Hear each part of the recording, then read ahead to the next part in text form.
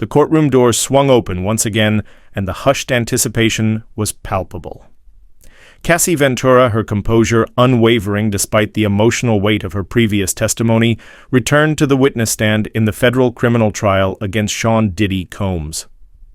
The air crackled with the unspoken questions hanging over the proceedings.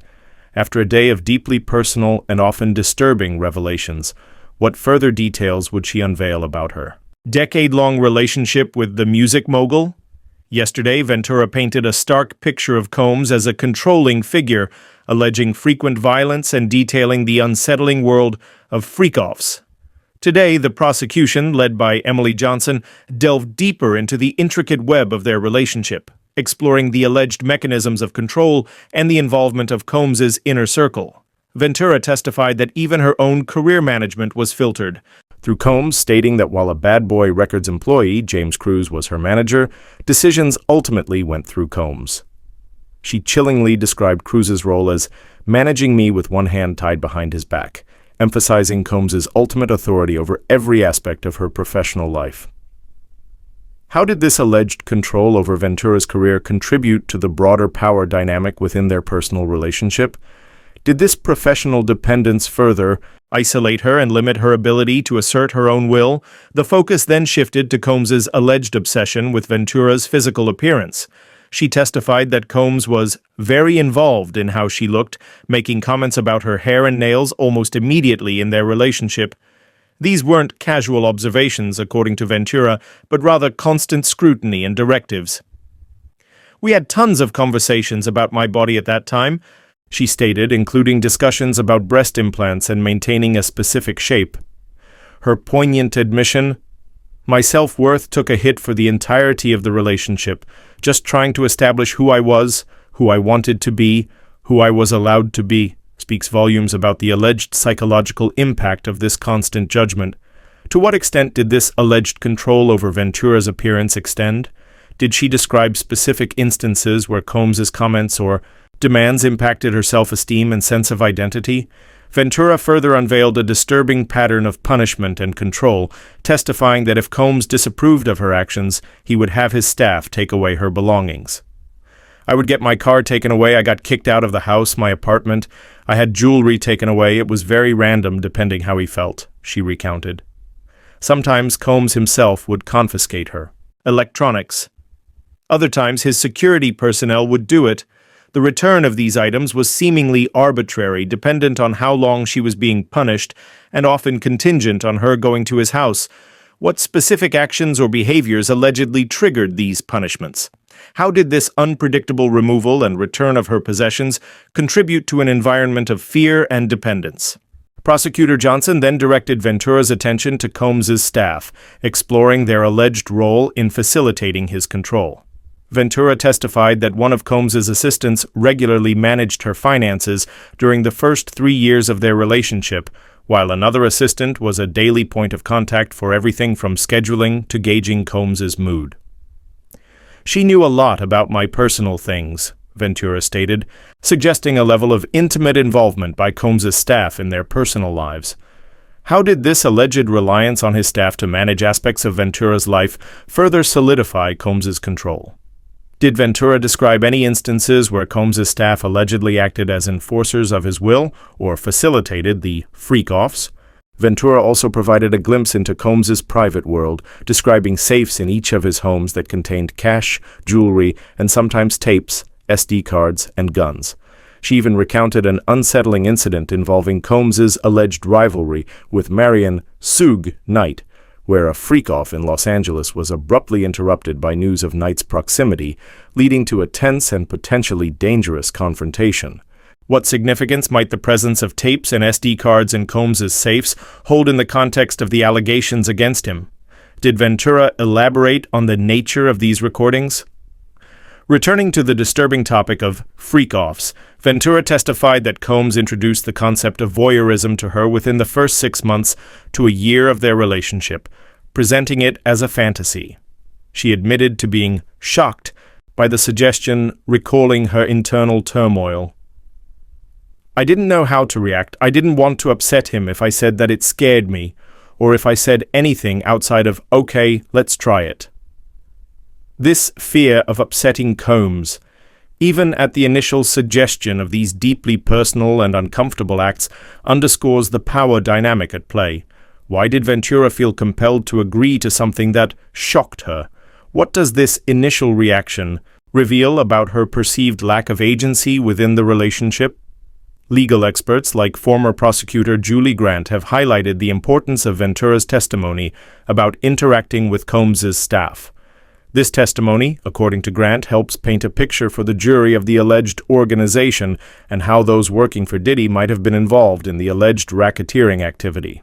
By identifying instances where staff members allegedly acted as Combs's agents, the prosecution aims to establish a pattern of racketeering activity, a crucial element for a conviction on those charges.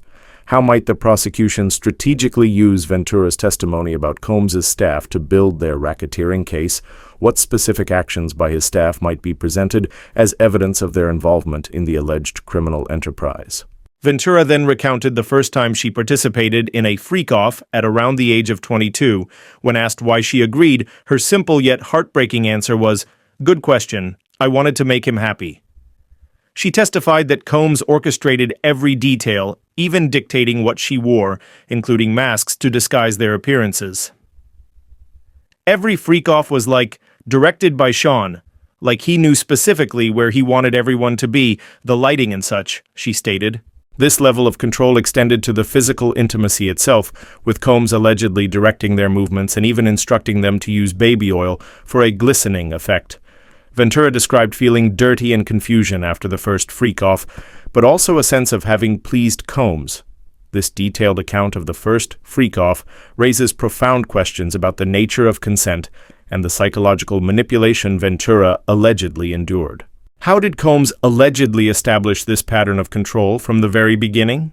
Disturbingly, Ventura described staying awake for days at a time against her will for these freak-offs, relying on drugs like ecstasy and cocaine that Combs allegedly provided to dissociate and numb herself. She testified that Combs dictated when these sessions would end, leaving her in a state of constant anticipation and hoping each time would be the last. When asked what she enjoyed about the freak-offs, Ventura broke down in tears, admitting the time spent with him, explaining that it felt like the only way to get his attention. She confessed to feeling disgusting and humiliated, lacking the words at the time to articulate the depth of her distress. Ventura's emotional breakdown on the stand underscores the profound trauma she allegedly experienced. How might the prosecution use this emotional testimony to humanize Ventura and emphasize the non-consensual nature of these acts? The testimony also revealed bizarre details, such as Combs wanting Ventura to call him by her grandfather's nickname, Pop Pop, a request she found weird and now views as disrespectful. She also stated that Combs called her CC, which he claimed stood for Cassie Combs. Ventura described Combs as a scary person who could become violent when upset. She detailed altering her appearance for freak-offs according to his specific instructions, including regular waxing, tanning, manicures with white or French-tipped nails, and even getting piercings. She was allegedly made to wear see-through netted outfits and extremely high heels. Adding another layer of secrecy, Ventura testified that Combs used aliases like Frank White or Frank Black for hotel rooms where the freak-offs took place, while she often used the alias Jackie Star if she booked the rooms or dancers. These encounters allegedly occurred in various locations, including their homes and hotels in major cities, and even international destinations. Ventura also detailed the excessive use of baby oil during these encounters, sometimes up to 10 large bottles per session, and even a baby pool filled with oil that Combs instructed her to get into. She testified that she complied because she felt she couldn't say no. These seemingly bizarre details paint a picture of a highly controlled and unusual environment. What might be the prosecution's strategy in presenting these specific details to the jury? Do they contribute to a broader narrative of Combs's unusual desires and the extent of his control? Ventura further testified about the aftermath of these drug-fueled sex performances, stating that the hotel rooms would typically be trashed. While she would attempt to clean up, Combs's staff would often handle the more significant cleanup, and Combs was frequently charged by hotels for the damages. In a particularly disturbing revelation, Ventura recounted instances where Combs himself would urinate on her or demand that an escort do so, acts that left her feeling disgusting and humiliated. These allegations of degradation and humiliation further underscore the alleged power imbalance and lack of respect within their relationship. How might the prosecution argue that these acts constitute evidence of sex trafficking and coercion? The afternoon session also focused on Ventura's alleged role in finding escorts for the freak-offs at Combs's direction. She testified that Combs had very specific physical requirements for the men and that she would respond to ads on Craigslist and Backpage to find them. She would then show photos of potential escorts to Combs for his approval. Ventura stated that she would often try to make the escorts comfortable by explaining that her husband was into voyeurism. The escorts were allegedly paid between $1,500 and $6,000, with the money provided by Combs and often handed out by Ventura or his security. Disturbingly, Ventura testified that Combs wanted her to check if a new escort was a police officer, revealing her growing awareness that the whole situation was not legal, a comment that the judge instructed the jury to disregard. Ventura also testified that some escorts participated in freak-offs in multiple states, with travel sometimes coordinated by her or Combs's travel agent. She even admitted to using various drugs, including ecstasy, marijuana, and mushrooms, at every freak-off to dissociate and numb herself, with Combs or his staff providing the narcotics. Ventura's alleged role in procuring escorts raises complex legal questions about her potential culpability and the nature of coercion. How might the prosecution argue that her actions were still under duress and did not constitute genuine consent or participation in a criminal enterprise? The testimony also revisited the 2016 hotel altercation, with Ventura stating that it began during a freak-off she tried to leave early. She recounted Combs allegedly grabbing her, throwing her to the ground, kicking her, and attempting to drag her back to the room. Text messages between Ventura and Combs from that day were shown to the jury, seemingly preceding the altercation. Ventura explained that she didn't want to upset Combs before a big movie premiere, but also didn't want to compromise herself. She testified that Combs hit her, giving her a black eye, and that her only thought was to escape safely. The jury was shown the surveillance footage of the assault multiple times, and Ventura testified that Combs had beaten her in that way too many times to count, stating that she never tried to fight back. The repeated viewing of the 2016 assault video serves as a powerful visual representation of the alleged abuse. How will the prosecution use this evidence in conjunction with Ventura's testimony to demonstrate a pattern of violence and control? As the day concluded, the court adjourned, with Cassie Ventura set to continue her compelling testimony tomorrow. The jury was instructed to avoid news coverage of the case. Judge Subramanian provisionally denied media requests to show sexually explicit videos and images in court, citing the risk of revictimization. The recap of Ventura's testimony painted a harrowing picture of a young woman allegedly trapped in a world of control, abuse, and exploitation at the hands of a powerful figure. The details revealed so far have been graphic and deeply disturbing, leaving many to wonder what further revelations tomorrow will bring.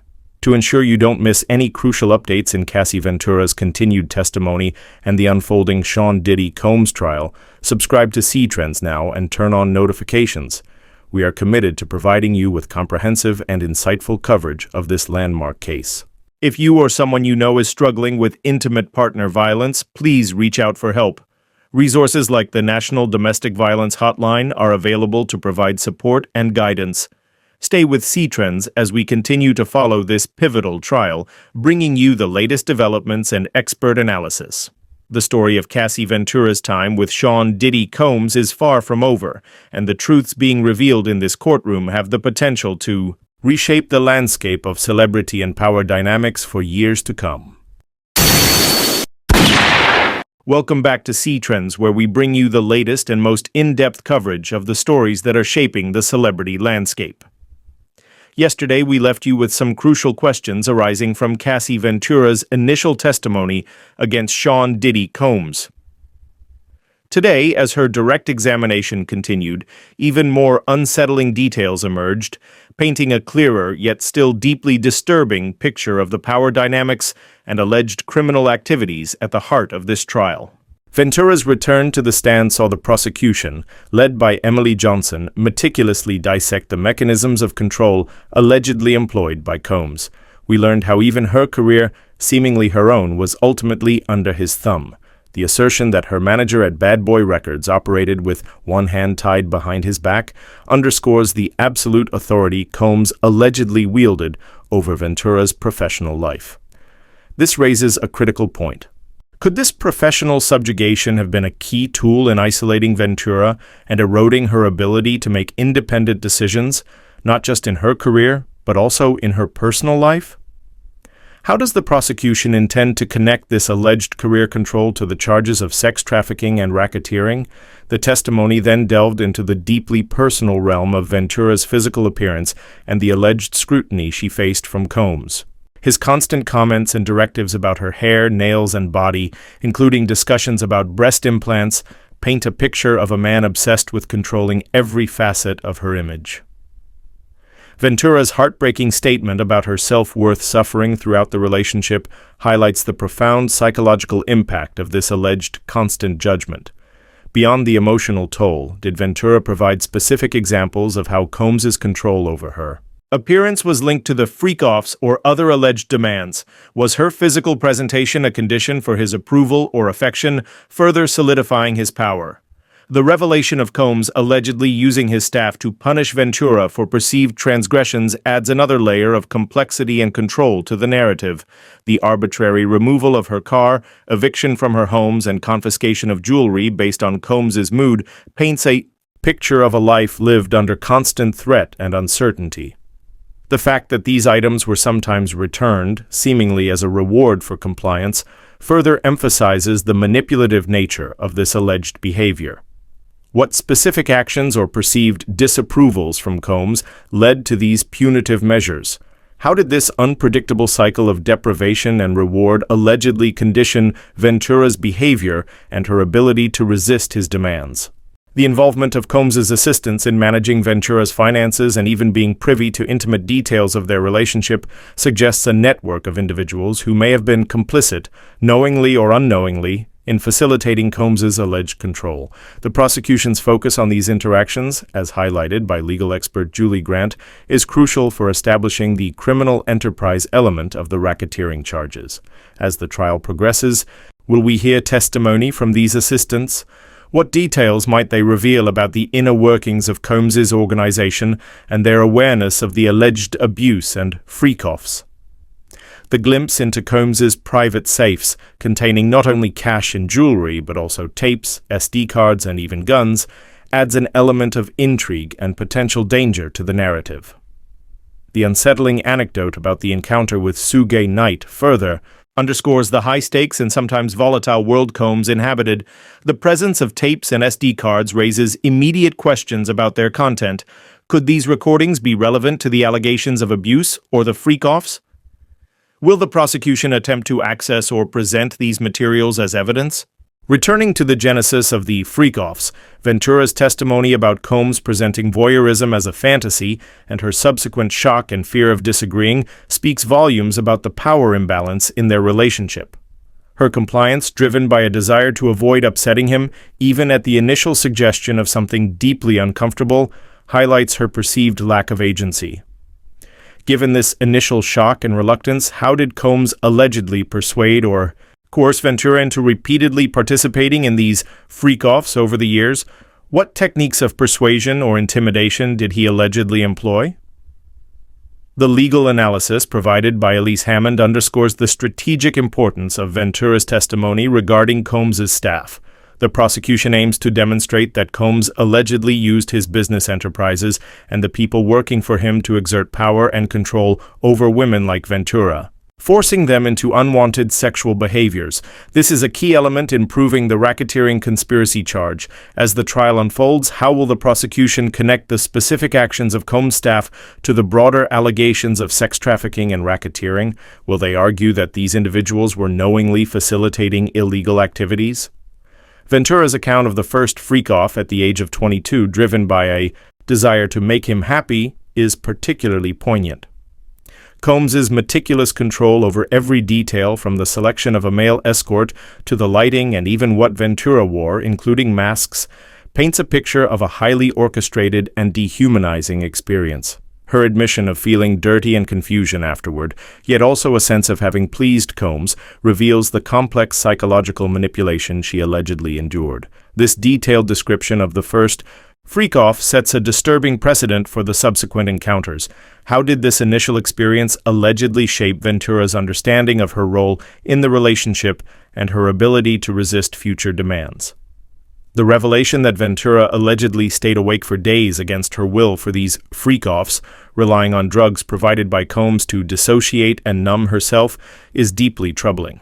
Combs's control extended even to when these sessions would end, leaving Ventura in a state of constant physical and emotional exhaustion. Her tearful admission that the freak-offs were the only time she felt she could get Combs's attention underscores the profound isolation and desperation she allegedly experienced. Ventura's alleged drug use during these encounters raises further legal questions. Was she coerced into taking these substances? How might the prosecution argue that this drug use further diminished her capacity to consent?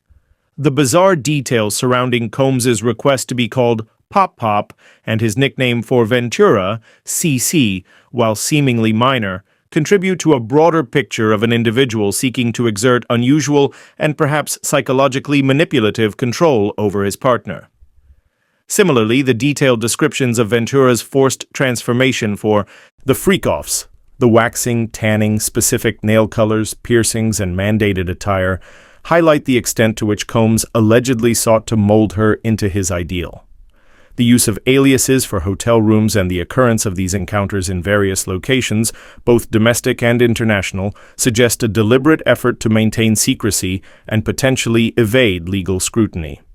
The excessive use of baby oil, culminating in the disturbing image of a baby pool filled with it, adds a surreal and unsettling dimension to Ventura's testimony. Her compliance, driven by the feeling that she couldn't say no, underscores the alleged coercion. How do these seemingly strange details contribute to the overall narrative of control and abuse? Do they suggest a pattern of unusual and potentially harmful behavior on Combs's part? Ventura's testimony about the trashed hotel rooms after the freak-offs and the involvement of Combs's staff in the cleanup further implicates his inner circle in these alleged activities. The specific and disturbing allegation of Combs urinating on Ventura or demanding an escort do so is a stark example of the alleged degradation and humiliation she endured. These allegations are particularly graphic and dehumanizing. How will the prosecution use this testimony to demonstrate the alleged sex trafficking and lack of consent? The afternoon session's focus on Ventura's alleged role in finding escorts at Combs's direction presents a complex legal challenge. While she was the one responding to ads and communicating with potential escorts, her testimony suggests she was doing so under duress, fearing the consequences of refusal. Combs's specific physical requirements for the escorts and his demand to know if they were police officers reveal a calculated effort to control every aspect of these encounters and evade law enforcement. Ventura's growing awareness that the whole situation was not legal, even prompting a judicial instruction to the jury, underscores the potential criminal nature of these activities. The defense is likely to argue that Ventura's active participation in finding escorts suggests a level of consent or at least complicity. How will the prosecution counter this argument, emphasizing the alleged coercion and fear that motivated her actions?